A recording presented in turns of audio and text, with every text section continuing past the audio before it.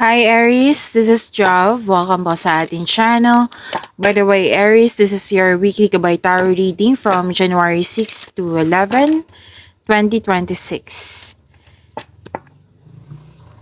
Gamitin ang reading na ito bilang gabay lamang. Tandaan, Aries, ito po ay general reading.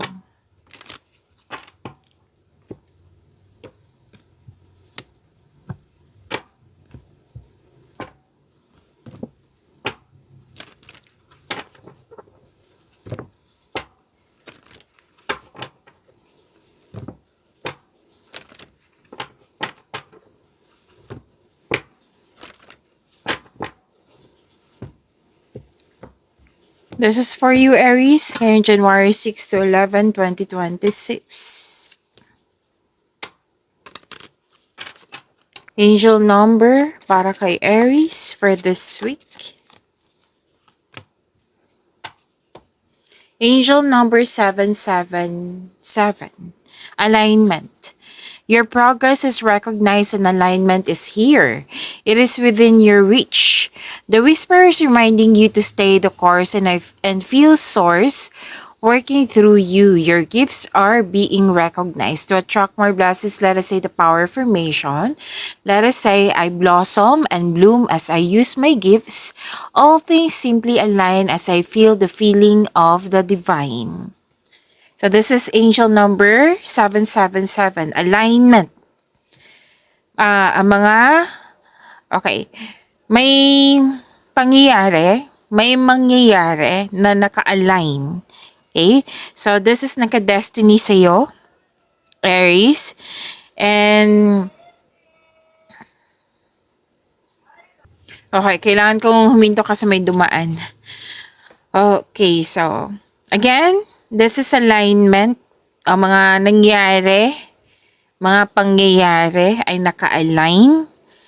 May progress sa mga ginagawa mo, lalo na't napansin ito, nakilala ito, itong mga ginagawa mo or nagawa mo na. And please know that you are divinely guided. Magagamit nyo po yung skills nyo, talent nyo sa mga ginagawa mo dyan. Na-recognize din. Like, yung sinabi ko kanina, yung mga ginagawa mo, napansin, kinikilala ng mga tao. Recognition po ito. So, nagamit mo yung binigay na gift sa'yo, talent sa'yo, yung skills mo, nagamit mo para mas nagamit mo at nagkaroon ng kaunlaran. Yan. Angel number 77 po, Aries.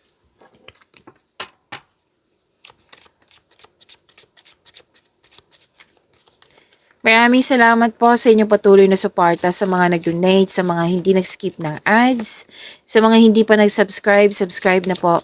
Subscribe na po kayo at click bell notification para updated po kayo sa video natin. Para sa mga gusto magpa-reading po, comment po kayo ng personal reading. Again, comment kayo ng personal reading and check my reply sa comment section. Aries, harvest time. Harvest, pwedeng literal na harvest. Pwede din na binayaran ka sa binigay mo serbisyo. Nagbunga. Okay, nagbunga yung pagiging productive mo sa araw-araw, nagbunga. Yes. At success, may positive outcome. Which is sinabi ko kanina, di ba, sa angel number 77 nyo.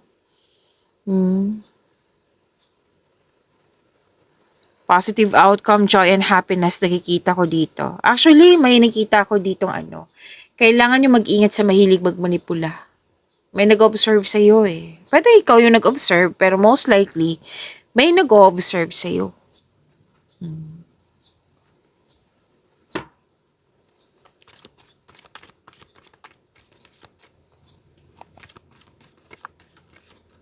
Energy ni Aries for this week, January 6 to 11, 2026.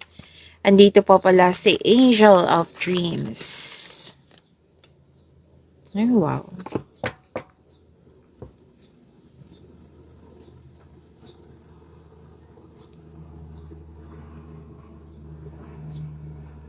Para sa mga bago dito, kung may napansin ko na repeating message, yan po yung pinupush ng card sa inyo. Like for example, nanood kayo sa isang video reading nyo, sa monthly, sa daily, sa 2026 nyo, at marami pang ibang video at dito din sa weekly nyo at may napansin kayo na repeating message, yan po yung pinupush ng card sa inyo na kailangan nyo bigyan ng atensyon, solusyon at aksyon kung maaari po. So na yung energy ni Aries for this week, January 6 to 11, 2026.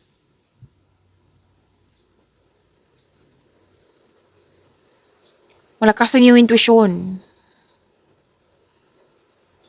Dahil sa malakas ang iyong intuition, may malalaman kang sekreto.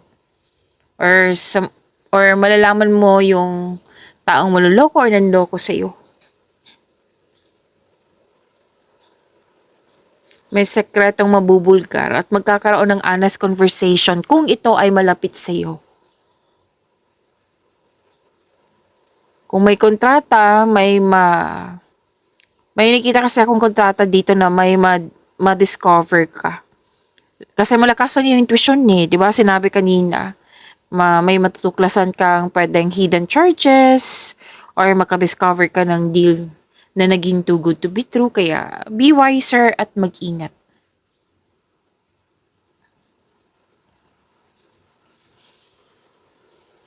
To attract more blessings, let us say the power of affirmation. Let us say, kasi andito po si Angel of Dreams, I appreciate what my intuition is telling me and connect with my deeper self. Kung sa Tagalog ba kasi may nag-request po, pinahalagan ko pinahalagan ko kung ano ang sinasabi ng aking intuition at kumonekta ko sa akin na sarili.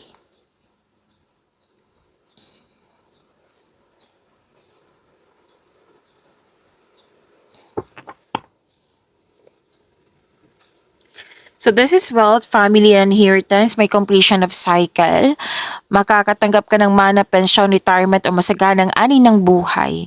Nag-spend time ka sa family mo, nag-save ka para sa iyong sarili, sa family mo, or sa isang specific person.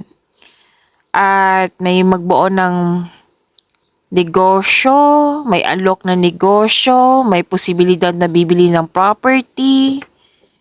Yan. May support dito. May nakita kong support.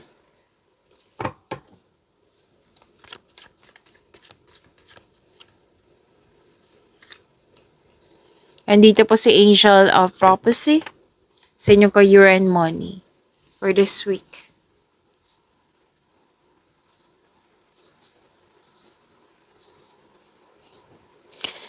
Makaka-receive ka ng malaking pera. Kitang-kita ko dito. Pwede din return investment ito. Kitang-kita ko yung happiness mo. May promotion din ako nakita dito. Pagtanggap ng pagtaas ng posisyon, kita, allowance, sweldo. Pwede din makakatanggap ka ng regalo or tulong. So nakatanggap ka ng malaking blessings at naging generous po kayo. Nagkaroon ng pagkakaisa.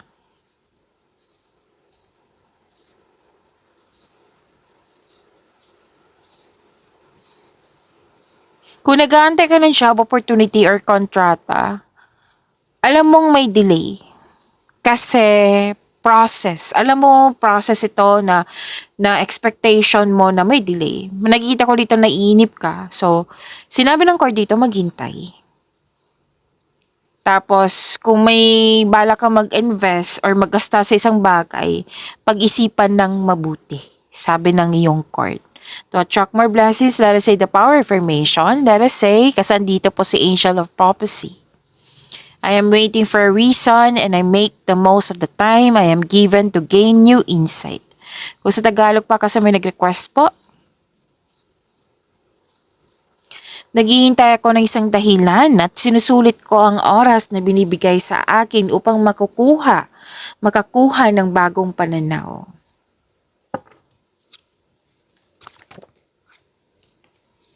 Andito po si Angel of Wisdom, Love Life, Self-Love, Partnership, and Romance, Aries. Andito din po si Angel of Power.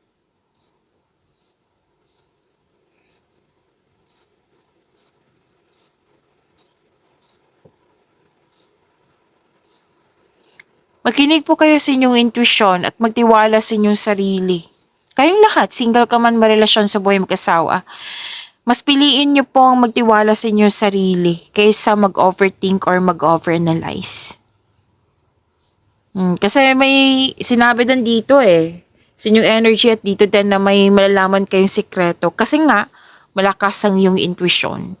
So, sinabi ng card dito, nag-cause kasi ito ng itong sikreto na ito, mag-overthink ka. So, sinabi ng card na kailangan nyo magtiwala muna sa inyong sarili. Okay? Magtiwala sa inyong sarili. Mas piliin nyong magtiwala sa inyong sarili kaysa sa mag-overthink.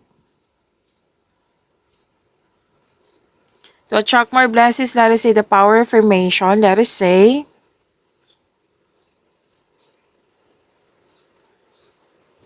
I value my intuition and trust the messages I receive.